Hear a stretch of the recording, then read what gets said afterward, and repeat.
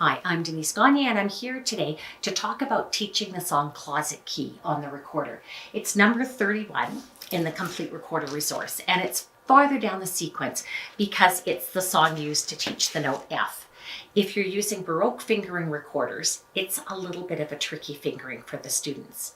However, I use German fingering recorders, and then it's a really easy note for them to play. So I teach the class to play the song in this way. We would read the rhythms first. Ta, ta, ta, ta, ta, ta, two. Ta, ta, ta, ta, two, two. Then we would sing the letter names while we did the fingerings. F, F, A, A, and so on. I'm croaky today. But we would sing the song with letter names, and then they would actually play it. Then what's fun is to play the game. In the game, you choose two students. One is the hider that will hide the keys. The other student is the finder. The hider has to hide the keys in plain sight. And the finder has eyes closed and covered.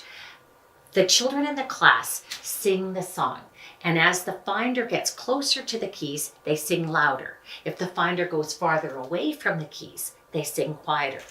Now, this does not work well with a whole classroom full of children playing on the recorder. So just ask 2 kids at a time to play it on the recorder, and the rest of the class will sing.